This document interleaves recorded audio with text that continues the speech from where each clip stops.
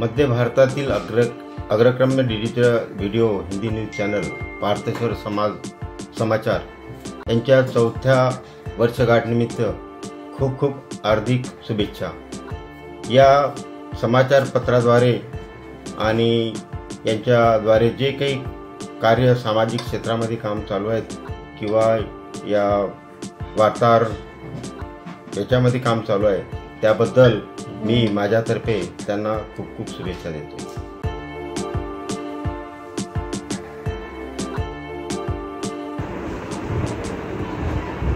चंद्रपूर येथील पार्थेश्वर समाचार या हिंदी न्यूज चॅनलचा 4था वर्धापन दिन 16 मार्च या दिवशी होत आहे आणि या वर्धापन दिनानिमित्त संपूर्ण पार्थेश्वर समाचारच्या काम करणारे सर्व पदाधिकारी आणि सोबतच त्या ठिकाणी असणारे कर्मचारी वृंद यांना मी खूप शुभेच्छा देतो। पत्रकारितेमध्ये आणि त्यात इलेक्ट्रॉनिक्स मीडियामध्ये काम करणं हे अतिशय जोखमीचं असतं आणि या काम करत असतानाच जे खरं वृत्त हे समाजापर्यंत पोहोचवायचं असतं त्याचे विश्लेषण करून त्या बातमीचं मुख्य सार लोकांपर्यंत पोहोचविणे हे काम अतिशय व्यवस्थितपणे पार्थेश्वर समाचार करीत आलेला आहे। मी गेले 3-4 वर्षापासून या पार्थेश्वर समाचारचं नियमित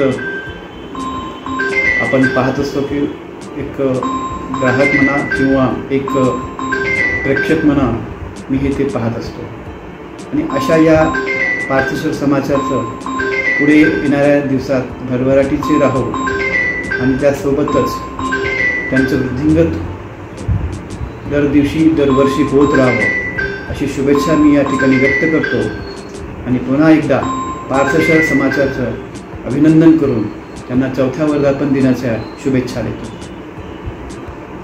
पीपल्स रिपब्लिकन पार्टी और दलित मुक्ति सेना की मांग है कि दुनिया भर के बौद्धों और मानवतावादियों के लिए पूजा स्थल बोध गया स्थित महाबोधि महाविहार का प्रबंधन और स्वामित्व भारतीय बौद्धों को सौंप दिया जाना चाहिए और बिहार के साथ साथ भारत सरकार को भी कई वर्षों से गैर बौद्धों के कब्जे में रहे महाबोधि महाविहार को मुक्त कराने के लिए शीघ्र कार्यवाही करनी चाहिए।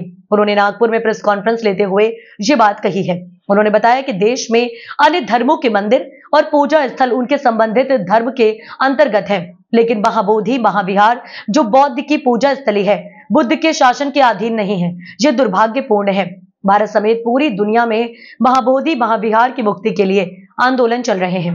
बोधगया में महाबोधि विहार की मुक्ति के लिए सैकड़ों बौद्ध भिक्षु भूख हड़ताल पर हैं। पुलिस द्वारा उन्हें परेशान किया जा रहा है। फिर भी अत्याचारों के बावजूद बौद्ध भिक्षु और बौद्ध शांति और करुणा के माध्यम से अपना मुक्ति आंदोलन जारी रखे हुए हैं। देश के प्रधानमंत्री जिन्होंने सबका साथ सबका विकास सबके विश्वास की घोषणा की थी, उन नरेंद्र जी मोदी को इस मामले पर ध्यान देना चाहिए और महाबोधि महाविहार को मुक्त कराकर भारत समेत दुनिया भर के बौद्धों को न्याय देना चाहिए। प्रबंधन समिति में केवल बौद्धों को शामिल करने और बौद्ध धर्म का सम्मान करने के लिए महाबोधि प्रबंधन अधिनियम 1949 में शीघ्र संशोधन किया जाना चाहिए। भारतीय संविधान में धार्मिक स्वतंत्रता का अधिकार बौद्धों को दिया जाना चाहिए। बौद्ध ज्ञान आंदोलन में भाग लेकर बिहार के मुख्यमंत्री प्रोफेसर कावड़े अपनी पार्टी भीम सैनिकों के साथ जाएंगे और मुनावादियों के कब्जे में आए महाबोधि बिहार को अविलंब मुक्त कराने की मांग करेंगे। सहकारी मंडळी या ठिकाणी उपस्थित आहे, त्याच्या वतीने आपल्या सर्वांचं हार्दिक स्वागत करतो। सध्याचा महाराष्ट्रासहित देशातील बौद्धांचं एक प्रचंड अशा प्रकारचं आंदोलन देशभरामध्ये सुरू आहे। बिहार राज्यातील बोधगया या ठिकाणी सम्राट अशोकाने जी महाबोधी महाविहार निर्माण केलं ते व्यवस्थापन नियंत्रण संचालन आणि स्वामित्व हे भारतीय बौद्धांच्या ताब्यात मिळावं ही प्रमुख मागणी आहे। 150 वर्षापासून आंदोलन सुरू आहे या विहाराच्या मुक्तीसाठी,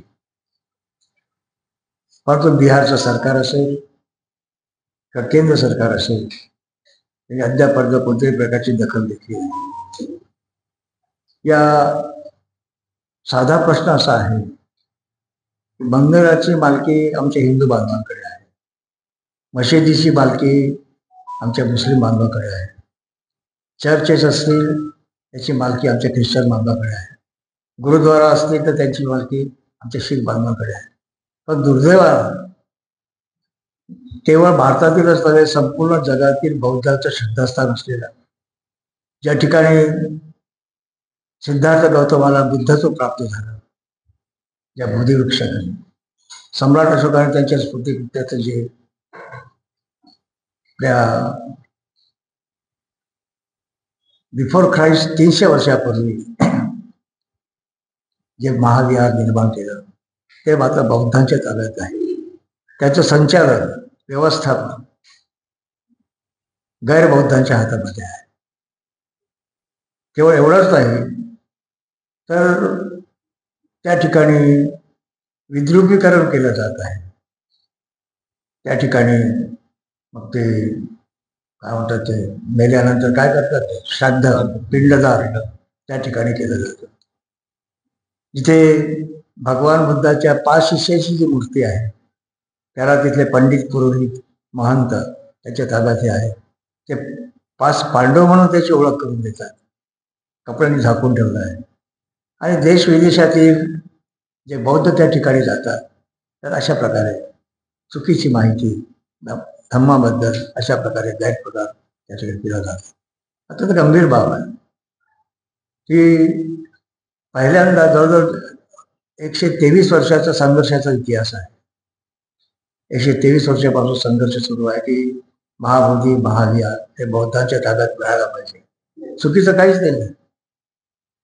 आता आमच्या ज्याच्या पूर्वी देखील आमच्या ज्या पक्षाला होता, आमचा दलित मुक्ती सेना होती, आग्र्यापासून दिल्लीपर्यंत आम्ही एक पैदल मोर्चा काढला होता, मुक्ती मार्च.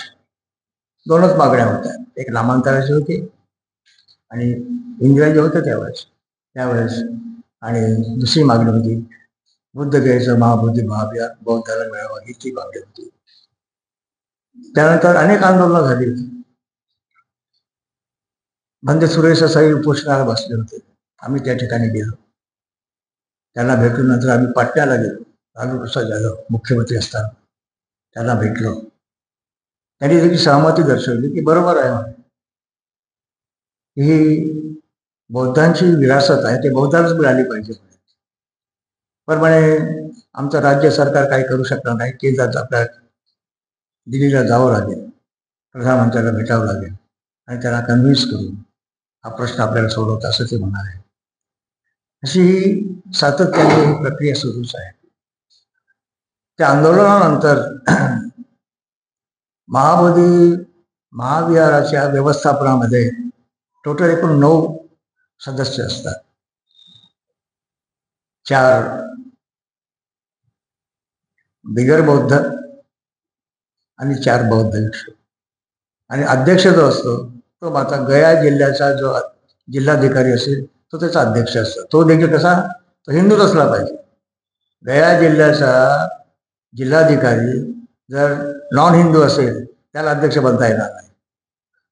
गया जिल्ह्याचा जो हिंदू जिल्हाधिकारी असेल त्यालाच त्याचा अध्यक्ष, म्हणजे मेजॉरिटीमध्ये आज महाबोधी महाविहार अशा गैरबौद्धांच्या ताब्यामध्ये आहे. प्रश्न हा निर्माण होतो की या देशातील आमच्या हिंदू बांधवांना देखील या गोष्टीची जाणीव असली पाहिजे. इतक्या वर्षापर्यंत तुम्ही ते सांभाळलं, ठीक आहे, धन्यवाद त्याच्याबद्दल. पण एखादा अनाथ मुलगा मोठा होतो, त्याचं लालन पालन कुणीतरी करतं, मग त्याची असली बाबा जेव्हा सापडतात त्याचे स्वागत करून देतो. आतापर्यंत तुम्ही त्याची देखभाल केली, त्याची मलाई तुम्ही खाल्ली, सर्व केलं. देश विदेशातून जे काही तिथे दान येतं त्याचा देखील तुम्ही उपयोग केला. पण आता मात्र ही भूमिका आमच्या सरकारने, बिहारच्या सरकारने समजून घेतली पाहिजे आणि बौद्धांच्या ताब्यामध्ये हे भूतकाळ आपल्याला काल आपला मोठा मोर्चा निघाला, सतत मोर्चे निघतच आहे. म्हणजे महाराष्ट्राच्या प्रत्येक जिल्ह्यामध्ये, प्रत्येक तालुक्यामध्ये हे आंदोलन सुरू आहे. देशभरातील अनेक राज्यांमध्ये हे आंदोलन सुरू आहे. एवढंच नव्हे तर विदेशामध्ये जे अमेरिका आहे, जपान आहे, थायलंड आहे. आता थायलंडमध्ये मोठा भूकंप आला, शेकडो लोक विस्थापित झाले, मारले गेले, त्याला श्रद्धांजली अर्पण करतो. पण ही जी प्रवृत्ती आहे, माझं ते माझा, तुझं तेही माझंच, ही जी प्रवृत्ती थांबली पाहिजे आमचं म्हणणं आहे.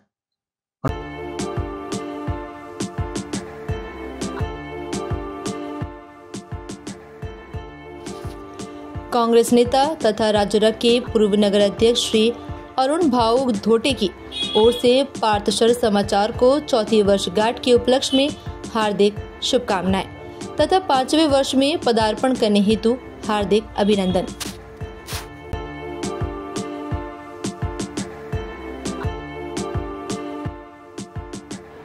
श्रावणी एंटरप्राइजेज बिल्डिंग मटेरियल सप्लायर और transporter proprietor Mithilesh Channe, mobile number 9420770077, पार्थशर समाचार को उनकी चौथी वर्षगांठ के उपलक्ष्य में हार्दिक शुभकामनाएं।